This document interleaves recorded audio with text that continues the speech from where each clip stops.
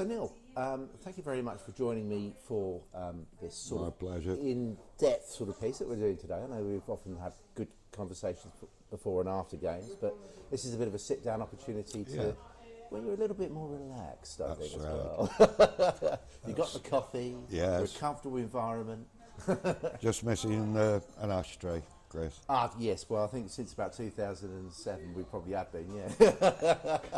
Not to worry. Cover a range of subjects today, really, and I wanted to start by talking to you about what it's like in the summertime being a non-league manager. It's double-edged sword, Chris. Actually trying to, on the football front, it's a nightmare. Okay, go on. Elaborate. Trying to sign players, or even keep your own players. That's hard enough in itself. Actually bringing new players in is terrible. On the other side of that, you get a little bit of peace and quiet, and not a lot, believe you me. You're still out 2 or 3 nights a week doing your work, but you're not rushing around, and a bit more time with your family. You can get away a little bit and enjoy that, but up the football front is a nightmare. Okay, says with a grimace there. I should actually explain where we are tonight. We're here in Mellard's, which is a bar in Newcastle Town Centre, and I shall be speaking to the chairman, see if we can tap them up some sponsorship at some point in the future. Our regular Good sponsors, Crossways, where we go and do these things, they're closed on a Monday and a Tuesday, so we're come for a change of venue today. So we're here. Talk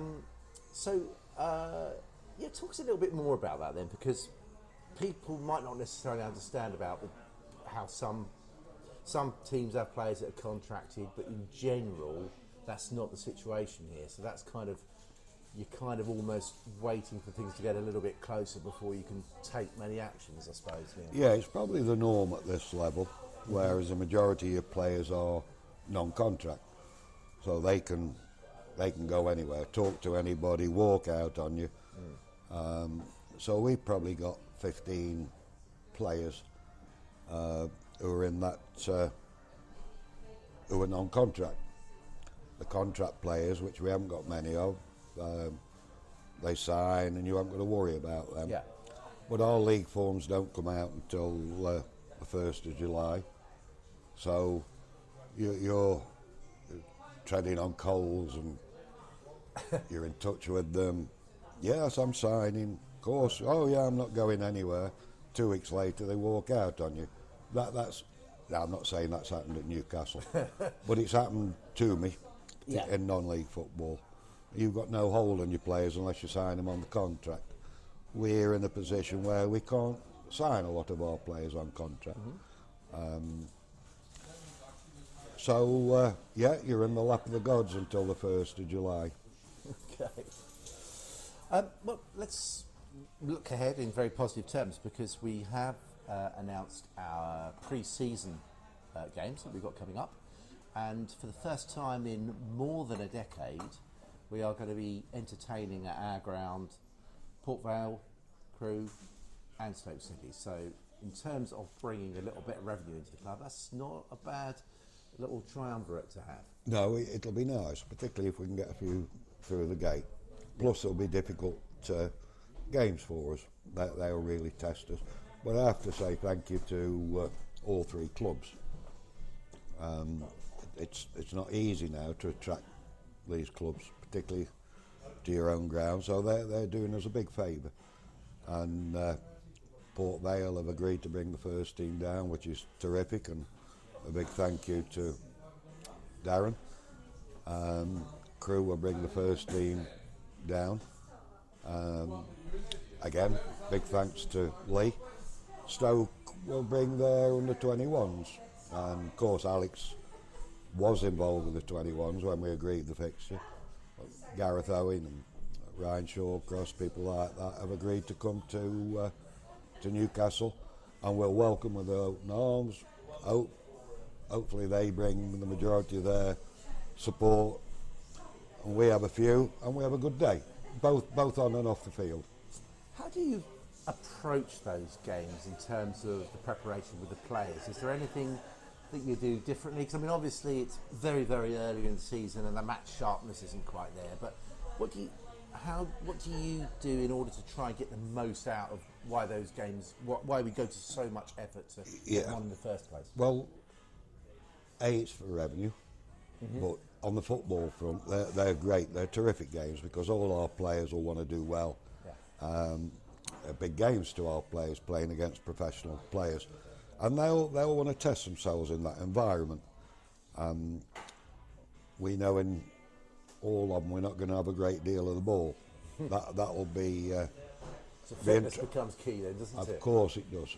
Such an early stage in the season, we're going to be run around, and that'll be great for them. And also the structure to the team will come into play, and we'll have to be really well organised in all three of them. But we will be. There's no doubt. I'm not saying we're going to win the game by any means, but all our players will know what they're doing. We'll try and do as well as we can with the ball, but we know it's going to be they're going to be afternoons, and we hope it's not too hot when we play them, where we'll be chasing them around. Not too hot in July in North Staffordshire, neither a problem. Good. Not judging by recent things anyway. So, true. Just thought of something else that I'm going to ask you as well. Very unprofessional of me, but I'm making a note to slip something else in here as well for later on in this piece, Neil. We covered the pre-season games. Let's look back now on last season. So I suppose a bit unusual for you coming into a club at the midway point. Not an easy thing to do. If we're blunt about it, you came in, results picked up very quickly. Things did sort of tail off a little bit towards the end. So what did you take from that half-season experience? Is it something you'd never want to do again, for starters? As you say, I can't remember having come into a season, not worked with the players from the start. Right, okay. So that was obviously, I was disadvantaged there. I did know the majority of the players, I'd seen them play, so I got a good idea of what I was taking over. If I'd have looked at the fixtures, I think I've said it to you before, if I'd have looked at the fixtures, I wouldn't have taken it. That's such a great start, though. I mean, we had a super start. I mean, even the first game, a 0-0 draw against Hanley was a start. It was a real base to build on. Then, of course, we went to Mosley the following week and won. And what a tonic that was to everybody, particularly the players. Yeah. And then we played Prescott and Runcorn and had good results against good teams. And we looked a decent team. And we got a way of playing, a formation that suited the players I had. And some of our fans are even talking about the playoffs, which shows how much we'd improved. Absolutely. I never thought that. And I wasn't being pessimistic. I was still looking at Ensford and Northwich's You kept on saying results. And I was. Genuinely. And I was sort of like, has he looked at the table the same way as I? Yeah. But then we had a couple of weeks. I think it was a Clitheroe game. There were 2 weeks running where we lost Jake Twyford. Clitheroe was 2-1, I think, wasn't it? I didn't. No, we drew, I think. Was it a draw? Okay, I think I it stand was corrected. one. Yeah, I it think was it one was- I missed, but. And we lost good players. Jake Twyford, Callum Holland, Yeah. who were very instrumental in what we were doing at the time and how we were playing. Then we lost Tommy Vanderlaan, Yeah, 3 of them in the same game. Yeah. Because Jack Sherritt went off. We'd lost Jack Vanderlaan, and it was they all seemed to be midfield players. And when you lose 3 or 4 out of a squad the size of Newcastle and good players, Yeah. you're in trouble. And that's when our results did fluctuate. Yeah. And Chris, everybody has injuries, we all know that. But we had a lot of injuries in an a very important area of the team. Field, yeah. Okay. But and of course we were forced to take loan players, who genuinely we get young players from Football League clubs. That's fine. Normally young players with talent and ability, but haven't played a lot of men's football, so it's all new to them. So they don't have that match intelligence yet. That's right. Which will come. And physically, it's tougher for them. So we took a lad from Ashton to play up top. He had a mixed time with us. Took a young lad from Crewe who was playing a bit of Crewe as well as us, so he didn't get the match time with us.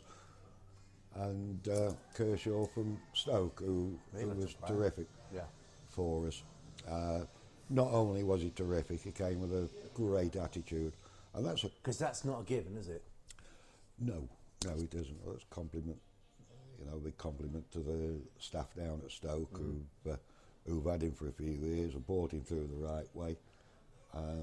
I've never had a problem with a loan player. The young centre half we had from Accrington was another lad, fantastic attitude, and it shouldn't be taken for granted. But generally, the lads that do come from league clubs train well, train properly, prepare well, play properly. Don't always make the right decisions, don't always have great games. Well, that's why they've gone as far in the game, because of those attitudes, and it's not all about ability, as we well know. Yeah, no, I think you said that to me before. So there's a lot that you've learnt in that last season, really. It was only a half a season, but you've gained a lot from what you've seen, obviously. Looking forward now to your first full season with the club, what would you like to change? What are you hoping to bring in personnel-wise? I mean, some things more obvious than others. I think we know we need a centre half now, don't we? If Josh isn't coming back, and that's such a. In fact, just to reflect and remember, because I mean that partnership that he did form with Carl at centre half was a really strong thing for us, wasn't it? So that's a tough one to have to replace. Yeah, I think any position is. Yeah. Any position. But centre half in particular, we've agreed terms with two centre halves. As I said to you earlier, they haven't put pen to paper yet. Right, which they can't do until... No, July the 1st. July, right, okay. But we've agreed terms. Do you know where they live? Yes. Don't worry about it. And I'm not going to name names. No, it wouldn't be right unfair. Just yet, yeah. But if them two come, that will give us competition in that part of the field. Okay, that's good. That's what you want. We only had Ollie at left back last year, which frightened me to death every Friday night in case he woke up Saturday not feeling well. I need something else in that area. Midfield, I think we're quite well stocked, if you like. Yeah. Tommy is due to sign a new contract tonight. We're hoping that Jack Sherritt's going to be with us. Jack Vanderlong, Isaac Graham. I've got big hopes for Isaac.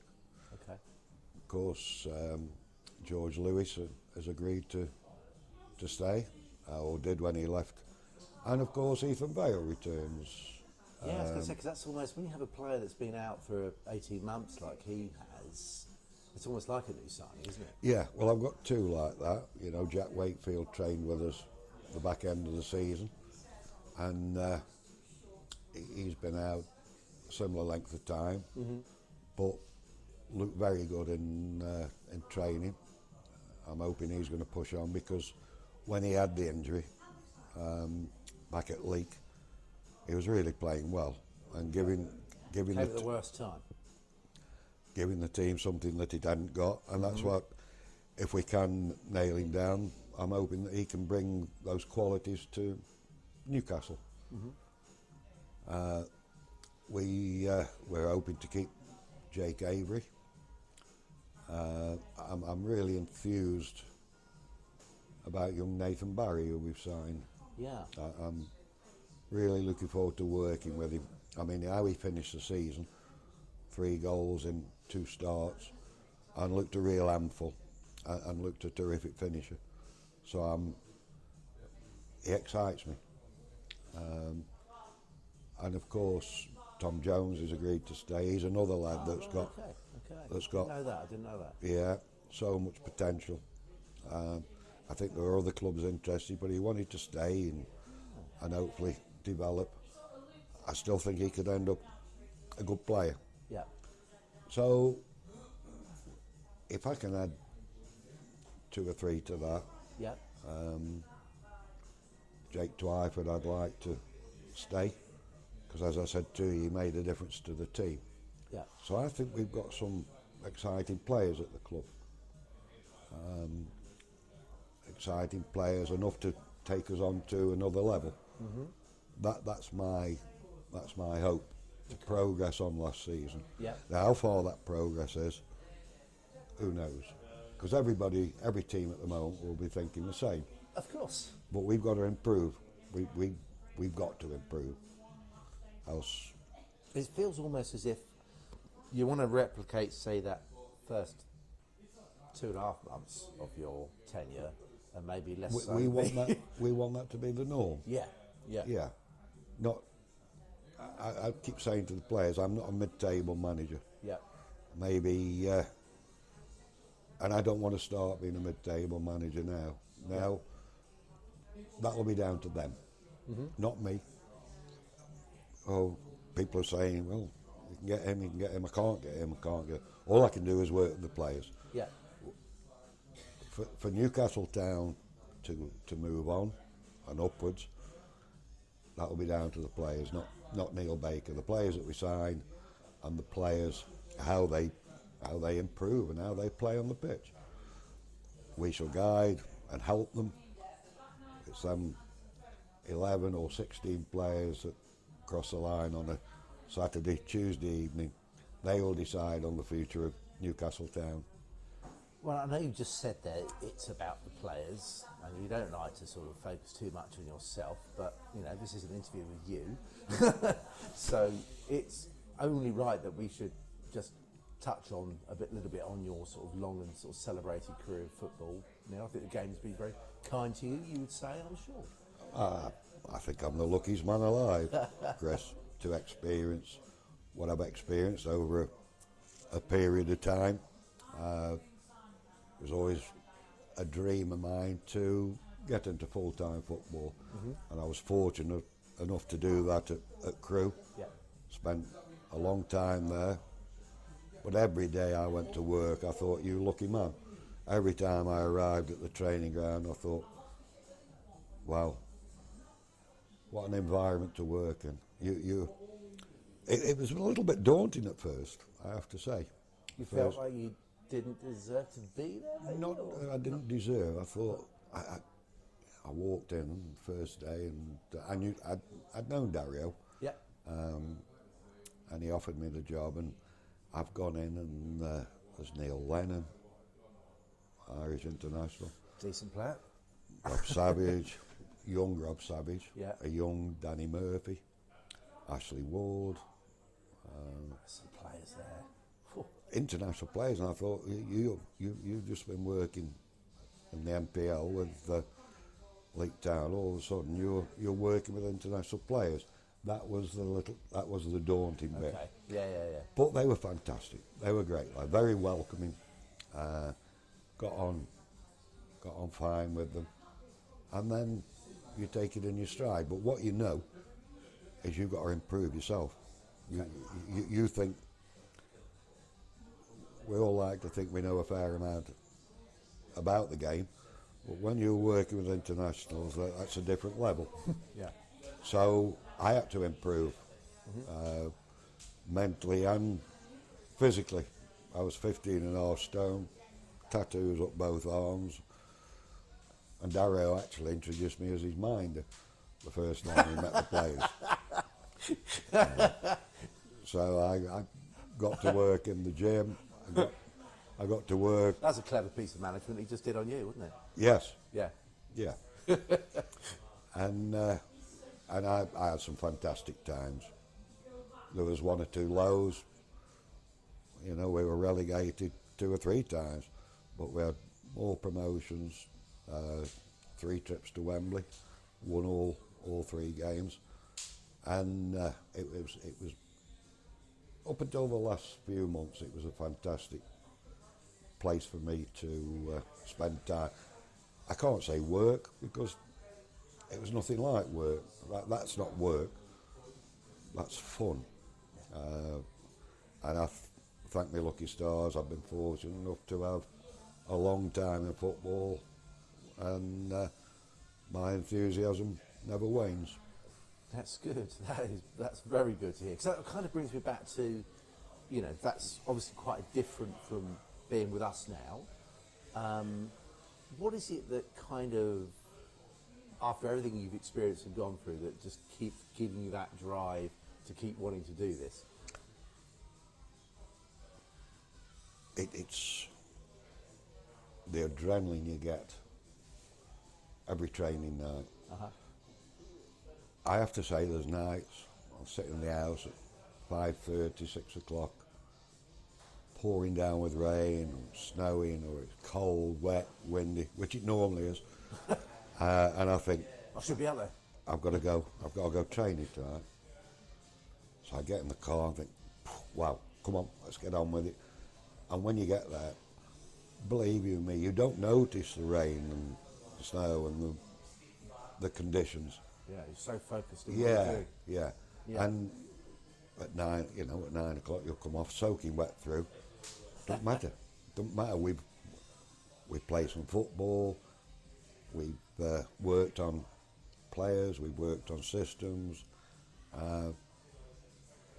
So I've got wet. Still Big a big deal. buzz. Yeah. And Saturday will never change for me. You go to bed Friday, you go to bed every night thinking about football, but Friday in particular, because it's game day, and you get up and I roll about 40 fags for the day, bit of breakfast, and then it's put on the gear and away you go, and that's when the butterflies start. Takes over. For a bit, Yeah. I'm quite calm now. And we've got a routine, myself, Paul and Dean, routine that we stick to, works for us. And then I'm fine till about 5 to 3. And you're a wreck again. Only till kick-off, because I've got to get my mind right. Yeah. The hour and a half is important. It's the full focus. Very much so. I can't get involved with other benches, I can't get involved with officials, which I used to do. Okay. I've learnt that. So we're seeing the calm version of Very much so. Very much so. And I'm nothing wrong with being calm, and you can't do your job, I don't think, if you're anything but. Yeah, I think it's easier to do if you can stay level-headed all the time, isn't it? Of course it is. Just a quick one on sort of Paul and Dean then. Obviously you've been working with them sort of for the first time towards the end of last season. How was the experience of having those guys around you? Well, I've worked with Paul before, so I know what Paul can bring but not to. Dean. No. So Paul's just as enthusiastic as I am. You see him and he looks like he's living and breathing the game. Yeah. He's knowledgeable, thoughtful, and gets on with the play as well. So he's a great ally for me. Dean, I knew Dean not through playing, as a player, not as a coach, and he's been really good, terrific. And I needed that the board of directors wanted me to keep Dean, and I understand why, because he's bloody good at what he does. Strong association with the club, of course, as well. That's important. He knew all the players, so he was a big help when I came in. Well, he's been a big help ever since. So I think we've got a nice little team that works well together. We do get on. That's not don't have to employ your friends in football. you employ good people. Yeah. And them two are good people. Right, well look, we haven't got long, about 5 minutes on the clock I think, before you have to get off for training, of course, this evening. But before you go, I mean, I want to ask you about another sport, one that's close to my heart, cricket, because a lot of people will be surprised to learn that, not that you follow the game, but you follow a team right down in the southeast corner of England, the mighty Sussex. Of course. So just tell us a little bit about how you got into that, and perhaps what sort of relaxation it brings you, Neil. I love it. Love watching cricket. 5 days, 1 day. In fact, I prefer that to the T20 games. I'm not a big fan of the T20. Game, yeah, let's have it. Yeah, I'd rather watch a 5-day game. Now, people might think I'm boring, but I'll hold my hand up and admit to that. Yeah, I love it. I get up to Leek when I can, which isn't as often as I'd like, but I do. As you say, I followed Sussex from a very early age. Follow their results. Watch them occasionally, very occasionally.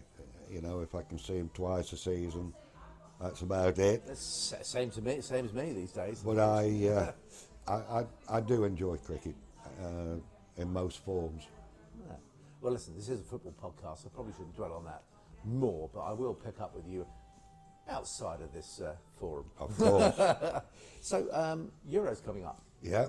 On Friday, first game, Scotland and Germany, the host taking on Scotland.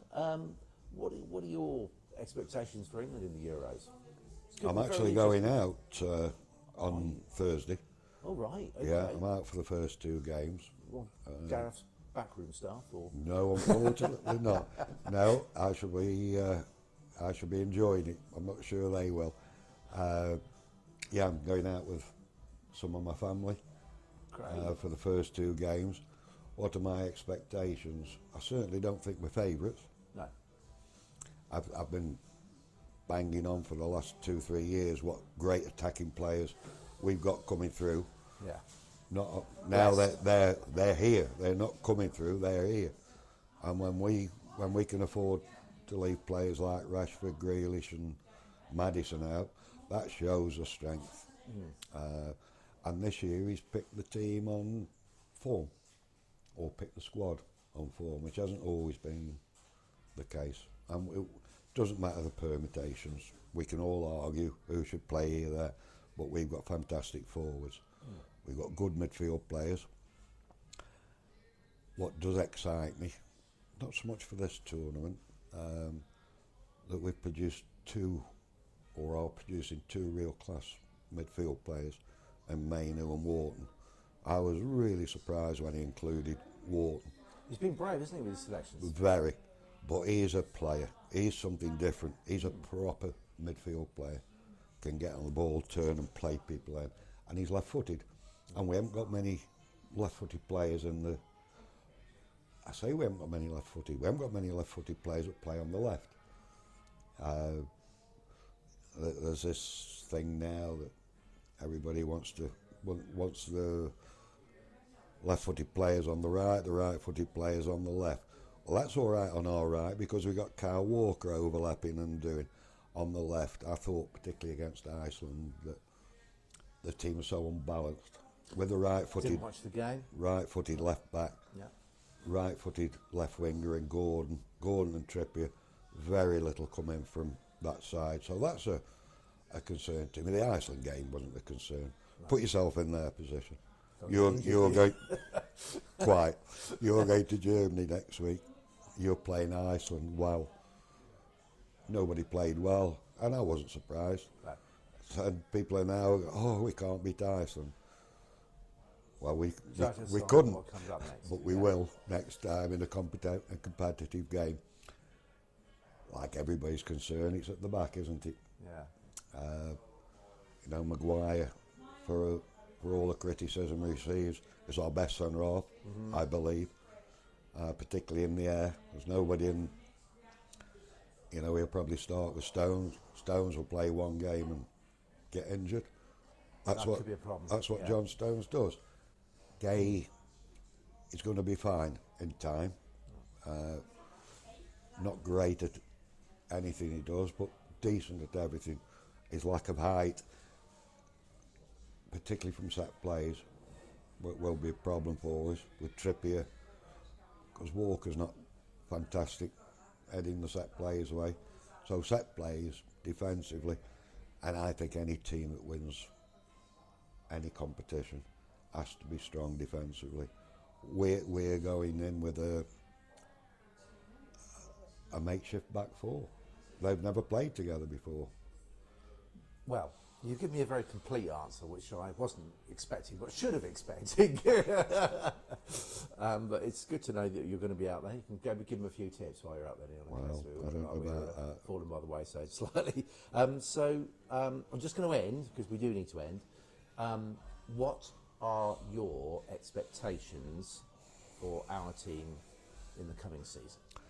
My expectations for our team next season is to improve. What I want to do is improve, push on up the league, improve our football. We want the people of Newcastle to come and watch Newcastle Town. Our gates need to improve, and they'll only improve by winning games and playing good football. And I want to try and capture the imagination of the Newcastle people who don't come down, that might follow football but don't come down. And that'll help us to push the club on. Our expectations, as I say, is to improve on last season. That'll do for starters. That will do for starters. Well, we're all really looking forward to it. I think it's going to be Me very too. exciting.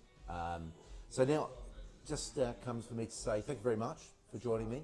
For My this pleasure. long-range interview today. Brilliant. I know you need to get away for your training, so you do that, and we'll look forward to catching up with you again once things get underway. Brilliant. Thank you. Good stuff.